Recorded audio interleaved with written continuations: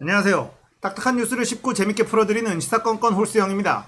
자, 이번에 다룰 이야기는 이낙연의 의원직 사퇴 이야기입니다. 자, 이낙연이 사퇴를 했어요. 후보직 사퇴라는 게 아니라 국회의원직을 사퇴한답니다.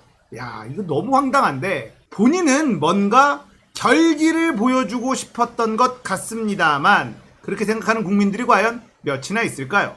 국회의원직을 집어 던지면 뭐 나아지는 게 있습니까? 이득 보는 게 있습니까? 아무것도 없잖아요. 보궐선거만 해야 되잖아요. 이런 짓을 도대체 왜 하는지 이해할 수가 없습니다만 이해해 봐야죠. 자, 이낙연이 의원직을 내다 던진 이유는 두 가지라고 생각합니다. 하나는 이재명에게 너도 도지사직 관둬라 이 요구를 하기 위해서, 두 번째는 추미애 후보한테 후드려 맞는 게 너무 아파서 라고 생각합니다. 대통령 돼서 한다고 얘기하지 말고 국회의원일 때 할 수 있는 거는 지금 해라 이렇게 매번 두드려 맞으니까 이게 너무 아파. 이 국회의원직을 때려쳐야 이재명도 공격할 수 있고 추미애에게 공격받지 않을 수 있다, 이런 생각에 다다른 것 같습니다. 근데 너무 생각이 짧죠. 이 대통령병에 걸리면 바보가 됩니다. 저번 대선에 이재명도 그랬어요. 이재명은 저번 대선에 선을 넘어서 문재인 대통령을 공격했었죠.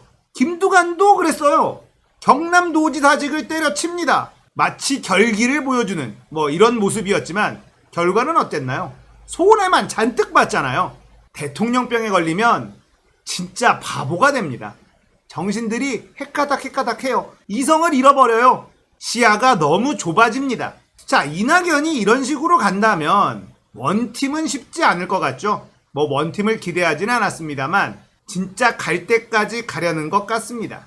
자, 송영길 대표는 말리고 난리가 났어요. 당에서도 다 난리가 났죠. 환영하는 사람이 단 한 명도 없습니다. 모두 다 그러지 마라라고 만류하고 있어요. 캠프에서도 다 반대하고 있고요. 그런데 본인만 고집을 부리고 있는 상황입니다.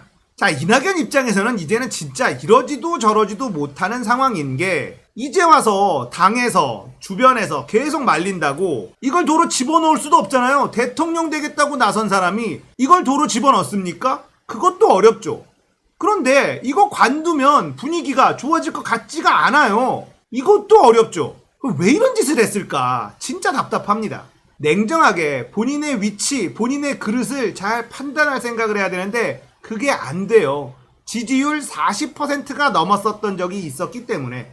자, 정봉주의 전국구에서 이런 표현을 쓰더라고요. 이낙연은 벼락부자가 된 타입이다. 자, 이게 무슨 말이냐면 국무총리가 되기 전까지만 하더라도 인지도가 높은 정치인이 아니었어요. 그런데 국무총리가 되고 난 다음에 갑자기 인지도가 확 올라갔죠. 그리고 총리를 하는 동안에도 결단은 문재인 대통령이 하고 이낙연 총리는 사실상 딱히 한 게 없다는 겁니다. 문재인 대통령의 스타일이죠.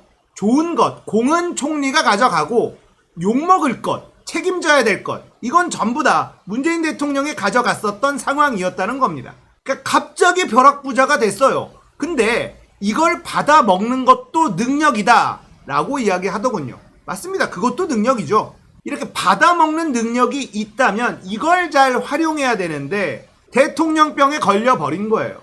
이때까지 어떤 결단도 제대로 해본 적이 없는 정치인 이낙연이었는데 이제 대통령 후보가 되니까 뭔가 결단을 내려야 되는 위치가 된 거죠. 미꾸라지처럼 잘 빠져나가기는 잘했습니다만 대통령 후보 자리는 그게 안 되네. 자, 첫 번째 결단이 뭐였습니까? 사면. 이명박근혜 사면이었어요. 환장의 삽질을 한번 했죠. 그리고는 지지율이 엄청나게 추락을 했습니다. 돌이킬 수 없는 지경까지 지지율이 떨어졌어요. 그런데도 미련을 못 버리고 있습니다. 지금 지지율이 떨어지는 건 본인 때문이 아니라고 생각하는 중이에요. 이재명 때문이다, 추미애 때문이다, 이런 생각을 가지고 있다고 생각합니다. 그러니까 의원직을 내려놓으면서 마지막 공세에 들어가자라는 판단을 한 거죠. 이재명이 도지사직을 이용해서 선거운동을 하고 있다, 이거는 불리한 싸움이다, 이런 생각을 하는 거고, 추미애는 옆에서 왜 국회의원인데 일 안 하느냐라고 공격하는 게 이게 또 지지율을 까먹는 원인이다라고 판단한 겁니다. 자기한테 원인이 있는 게 아니라 그 원인을 자꾸 외부로 돌려요. 자, 이렇게 되면 경선에서 탈락하면 어떻게 되느냐? 억울해지죠. 나는 잘했는데 누구 때문에 무엇 때문에 이 때문에가 많아지면 경선 승복이 안 됩니다. 지금 딱 그런 분위기로 가고 있어요. 자, 이낙연이 만약에 경선에서 탈락하게 된다면 탈당을 할까요? 그러지는 못할 겁니다. 왜냐하면 이낙연을 따라서 탈당할 의원들이 많아야 되는데 그렇진 않거든요. 이 수박들이 자신의 이익에 대해서는 굉장히 눈치가 빠릅니다. 이낙연이 침몰하는 배라고 한다면 거기서 빠져나올 인간들도 분명히 존재할 겁니다. 그리고 보통은 경선 불복 탈당을 하면 끝까지 완주하지 않거든요. 중간에 뭔가 탓을 하면서 판을 깨죠. 사실 제가 바라는 그림이기는 해요. 중간에 판을 깨고 뛰쳐나간 다음에 수박들 다 데리고 나가는 것. 제가 원하는 그림이기는 합니다. 희망의 시나리오는 있어요. 밖에서 지금 김동연이 대기하고 있거든요. 김동연하고 손잡고 신당을 창당하는 거죠. 당명은 시원한 수박당. 좋은데요. 그렇게만 된다면 예전에 안철수가 1차 수박들 싹 데리고 국민의당을 만든 것처럼 이낙연이 싹 데리고 수박당으로 한번 청소 한번 싹 했으면 좋겠다라는 생각도 들어요. 어차피 이 이낙연계의 수박들은요, 민주당 간판을 달고 있어 봤자 도움 안 되고 방해만 되는 그런 사람들이니까 싹 데리고 나갔으면 좋겠다라는 생각이 들기는 합니다. 자, 이낙연의 의원직 사퇴 소식에 진혜원 검사가 이런 글을 썼네요. 갑자기 웅대한 계획이 떠올랐어. 웅대한 희망이라는 오바마 대통령의 자전적 에세이 짝퉁이라고 할 수 있지.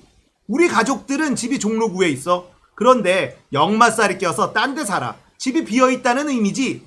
종로구에 곧 국회의원 자리가 빌 것 같아. 국회의원은 출마 예정지에 거주할 필요는 없어. 그런데 보통 주민들과의 친분 관계상 지역구에 살곤 하지. 식이섬유가 들어간 주황색 음료를 연상시키는 분이 현재 무직이야.